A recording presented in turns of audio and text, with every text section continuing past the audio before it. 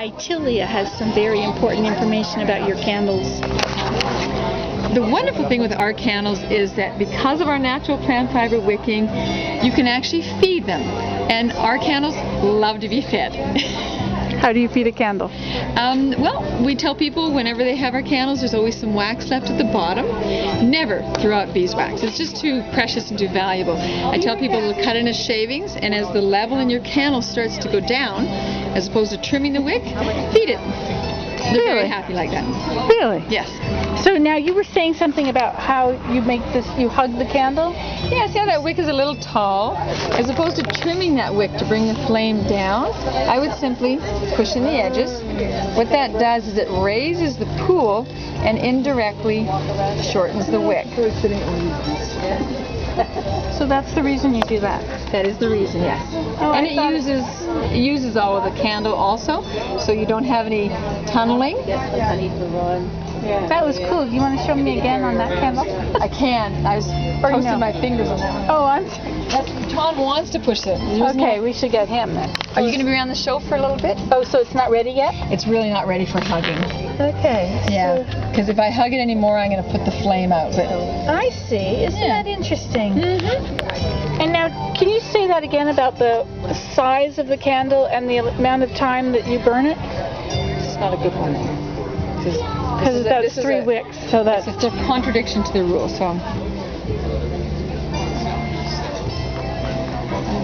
But in relation to our candle, the primary thing I ask people is basically how long they're going to burn the candle. And if they say an hour or 2, I say it's an inch an hour rule, where they basically should stick to a candle that's about 2 inches. And that's because it takes an hour and a half to melt out to the edge, and then they're good for an hour or before they have to hug the edges. But if someone says, well, 2, 3, perhaps 4 hours, then I really direct them towards our 3.5 inch wide candles, because then they're good for that 3-hour period before you have to hug the edges. People who burn candles for very long lengths of time, like 4 to 6 or 8 hours, these 4.5 inch candles are perfect.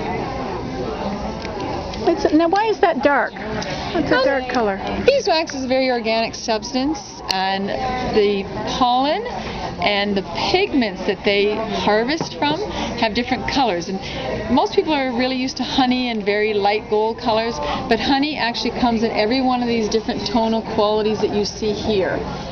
From very light gold to brilliant gold to what we call butterscotch. It's got a nice soft butterscotch tone. This one, which is browner, is actually from bees collecting buckwheat honey. Yeah, and if anybody's ever eaten buckwheat honey, it has a very deep, rich color and a stronger flavor and smell. Either like it or you don't. Very interesting. Thank you very much for all that information. You're welcome. So this is, let's see, what's your website again? I forget what it's called. It's www.philoxia.com. Philoxia. www.philoxia.com. Yes. And do you want a definition of Philoxia? Oh, yes. We actually call our product Philonian because that relates to the original culture that my husband's grandmother spoke about when he was very young, and she referred to their Philonian cuisine and their Philonian music and their Philonian candles. But we call ourselves Philoxians, and we live at a place called Philoxia. Oh, really? Yes, oh, cool. Why we're www.philoxia.com. Oh, how interesting. And Philoxians means lovable strangers. Really? Yeah. Very believable, isn't it? Okay, see ya. Bye.